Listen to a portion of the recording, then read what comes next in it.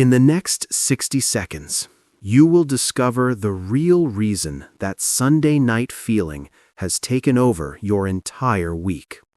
And more importantly, you will learn that it is not a sign that you are broken. It is a signal that you are waking up. It's not a loud panic. It's a quiet, constant hum of dread just beneath the surface of everything. It's there on a Tuesday morning when you are pouring your coffee. It's there on a Thursday afternoon, sitting in traffic. A low-grade static of worry, a heavy feeling that the future is a road you have already traveled too many times. You have done everything right. You have built a life, a career, a family. So why this feeling? Why this unshakable anxiety at a time when you are supposed to feel the most secure? Society has a clinical name for this. They call it anxiety. But Carl Jung had a much deeper, more respectful name. He called it the soul's resistance. It is not a flaw in your wiring. It is a perfectly healthy signal from the truest part of you, protesting a life that has become too small, too predictable, or out of alignment with who you are now becoming. This video will not give you 5 tips to manage this feeling. This is not about coping.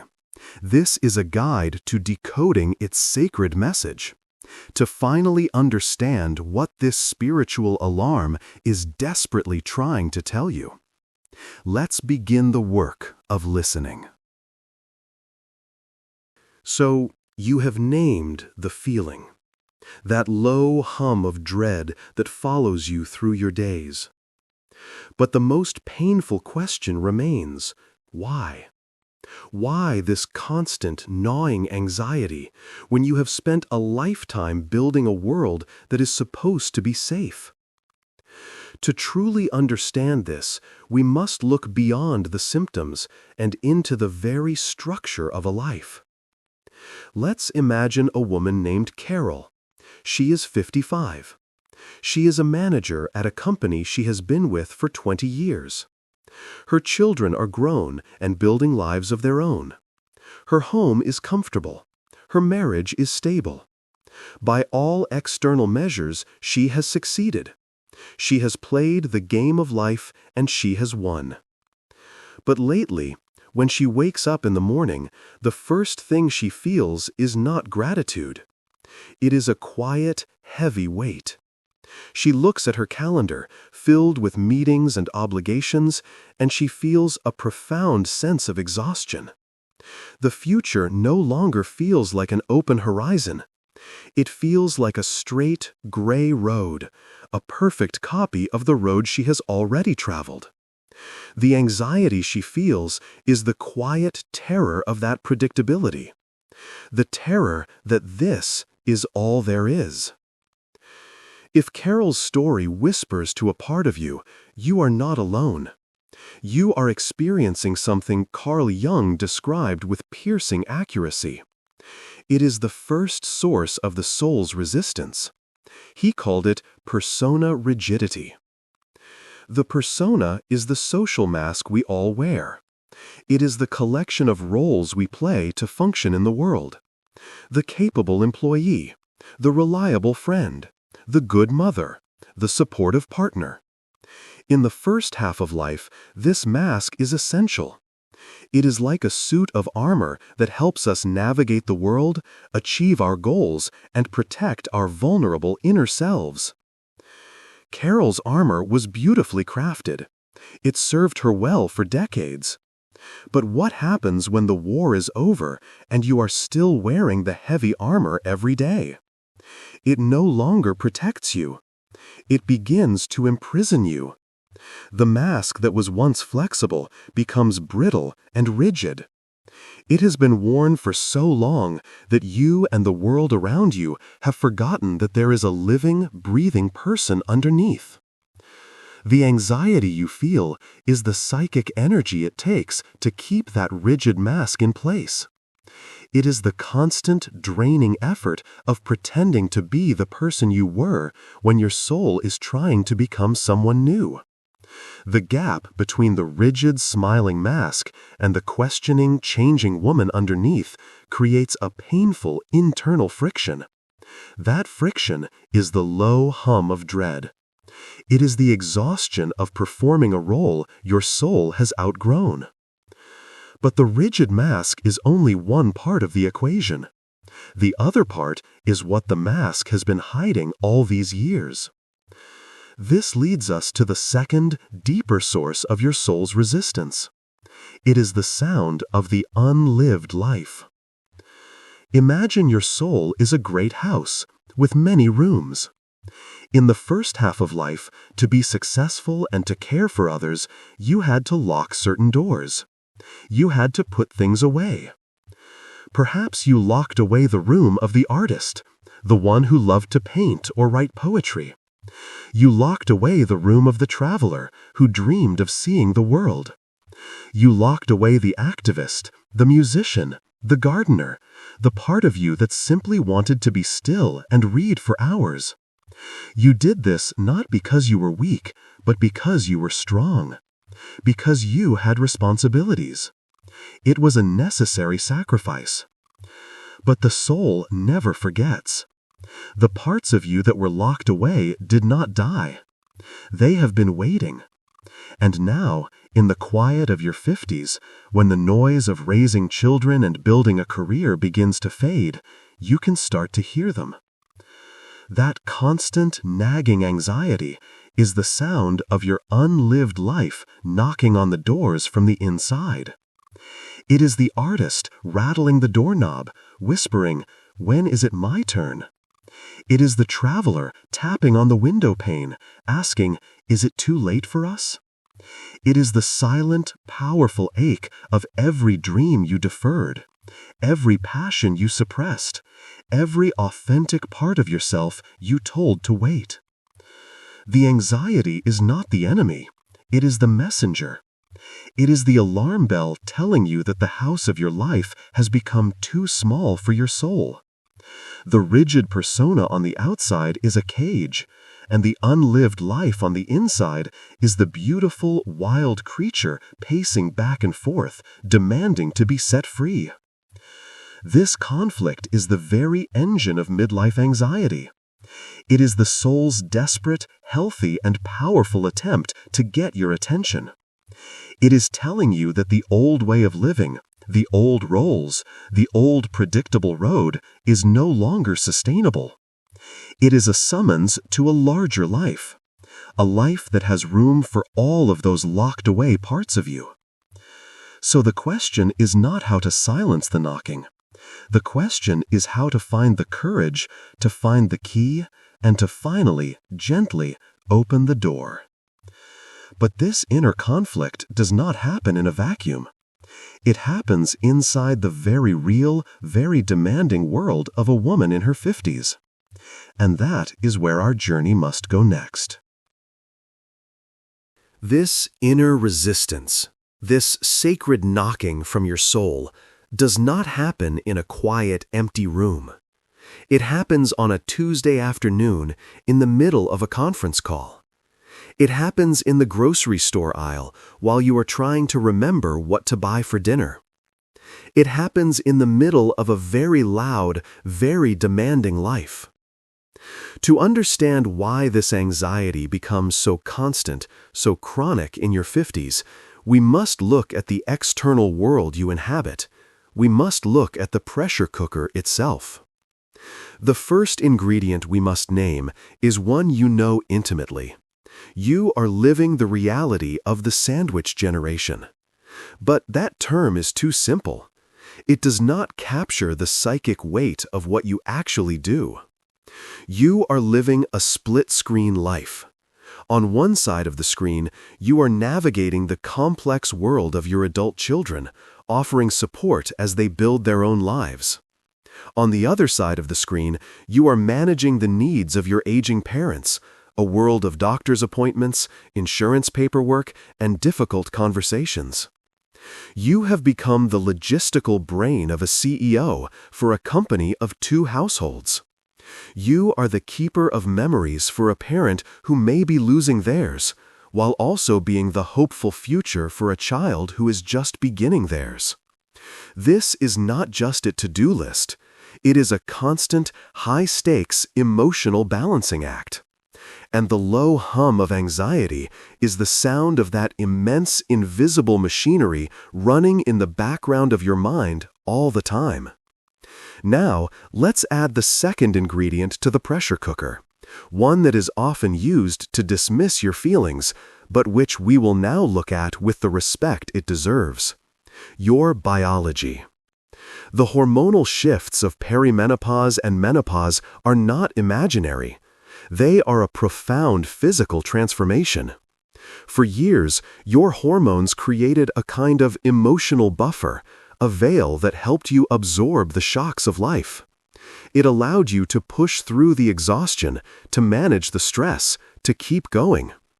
But in midlife, that veil begins to thin. This is a critical point.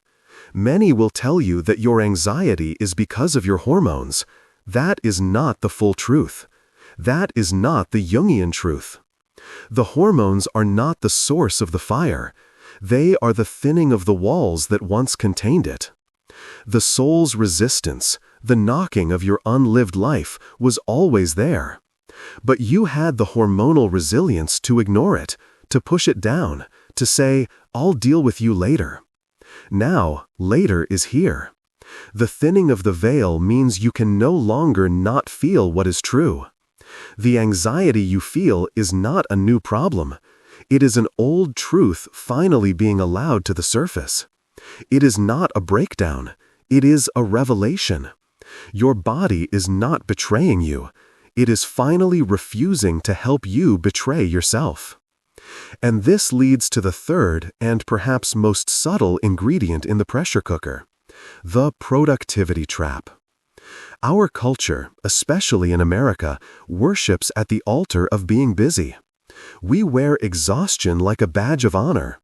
To be still is to be lazy. To have unscheduled time is to be unproductive. You have been taught this your entire life. You learned to measure your worth by how much you could accomplish in a day. The world sees the smile, the competence, the woman who has it all together. It does not see the cost. It does not see the quiet moments when the mask comes off and the bone-deep weariness sets in. This relentless pressure to be productive, to be fine, is a powerful anesthetic.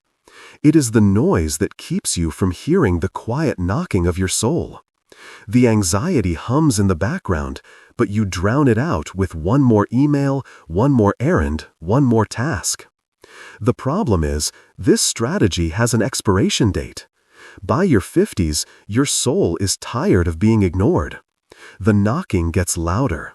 The anxiety is no longer a hum you can drown out. It becomes the dominant sound in the room. It is the alarm bell ringing over the noise of your busy life, insisting that you finally stop. So here you are, caught in the perfect storm. The inner pressure of your soul demanding a new life. The outer pressure of your family needing you. The biological reality of a body in profound transformation. And the cultural demand that you keep running on the hamster wheel and pretend that everything is okay.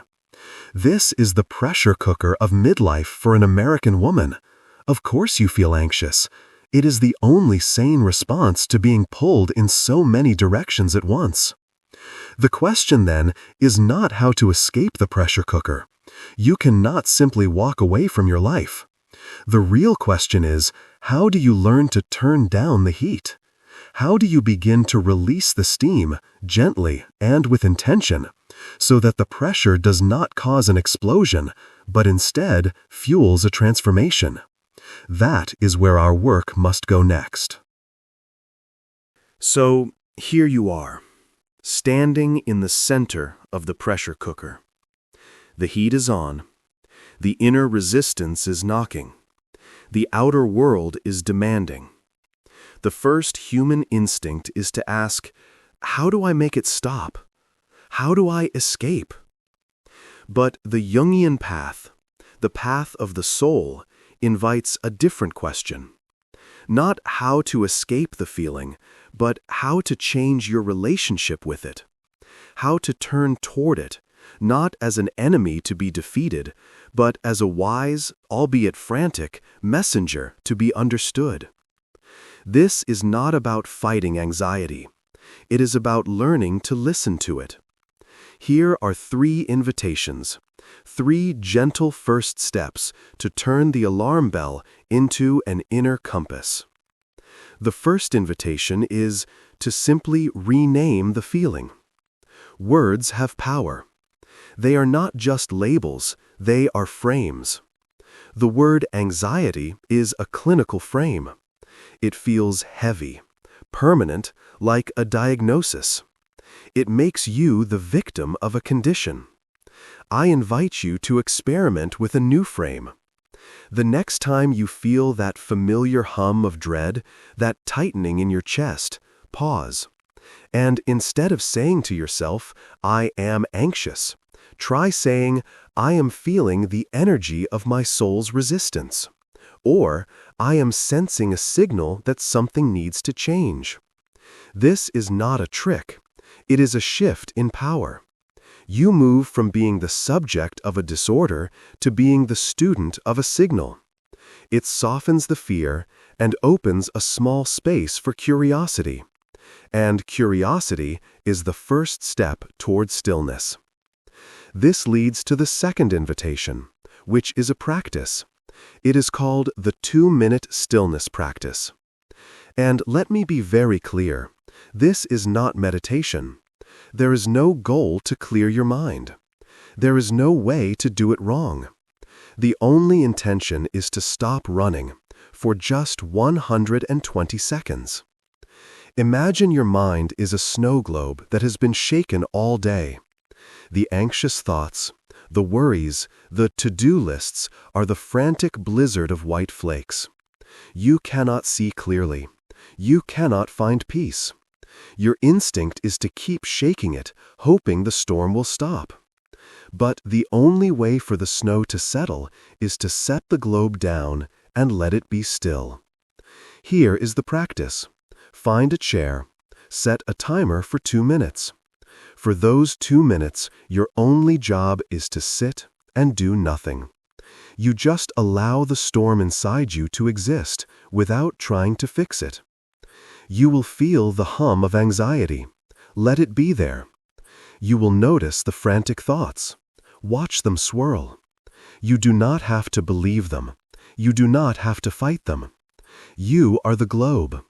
You are the quiet, steady container, simply holding the storm with gentle awareness. When the timer goes off, that's it. You have completed the practice. You have not defeated the anxiety. You have done something far more powerful. You have shown yourself that you are larger than the storm. You have created a moment of stillness, and in that stillness, clarity can begin to find its way to the surface. And once you have touched that stillness, you are ready for the third invitation. Ask the gentle question. This is how you begin to decode the message. This is how you dialogue with your soul. When you are in that quiet space, after your 2 minutes, or at any time you feel the signal of anxiety, you ask your inner self a question. Not a question of war, like, why are you doing this to me? Or, how do I get rid of you? You ask a question of peace, a question of genuine curiosity. You can ask, what part of my life is calling for my attention? Or, what truth am I avoiding right now? Or simply, what do you need me to know? And then you listen. The answer will probably not come in a full sentence. The soul speaks in whispers, not in lectures. It speaks in the language of feelings and images and quiet urges. The answer might be a sudden feeling of sadness, revealing a grief you have been suppressing. The answer might be a memory of yourself at 16 when you loved to draw, a quiet reminder of your unlived creative life. The answer might be a sudden, deep knowing that you need to set a boundary with a person in your life. By asking this gentle question, you are transforming the very nature of your anxiety. It is no longer a faceless monster. It becomes your personal guide, your inner oracle. It is no longer a symptom of what is wrong. It is a compass pointing you directly toward what needs to become right. These 3 practices, renaming the signal, holding the storm, and asking the question, are not a cure. They are a path. They are how you begin to turn down the heat in the pressure cooker. They are how you release the steam, one gentle breath at a time. This is how the background noise of dread, slowly and with great compassion, becomes the foreground signal of your own inner wisdom. This is how we begin to find our way home. We have traveled a long way together today.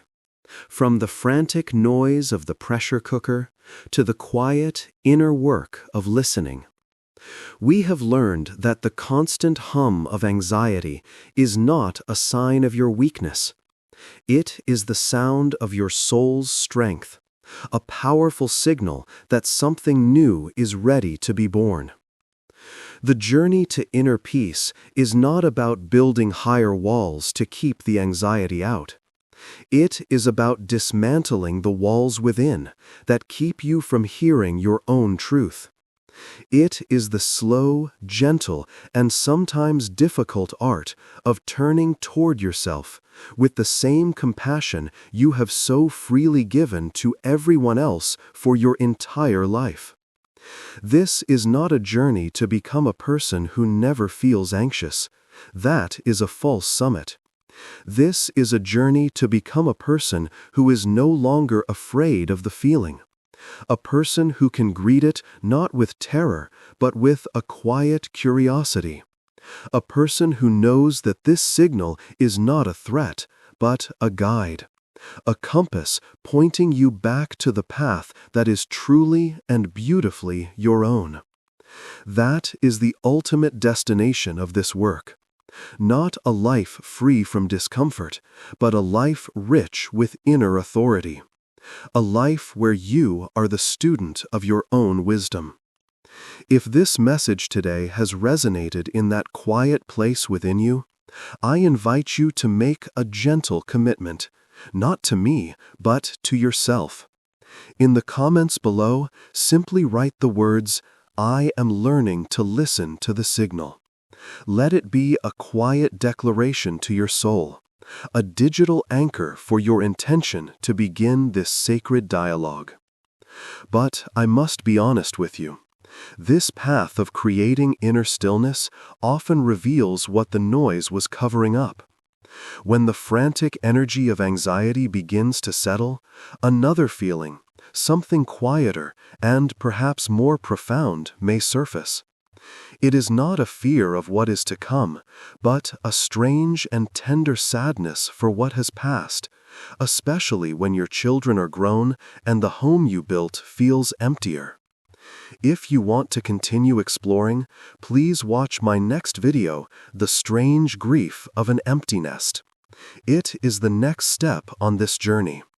In that video, you will find a safe space to understand this deep, often unspoken sorrow, and discover the powerful transformation that lies on the other side of it.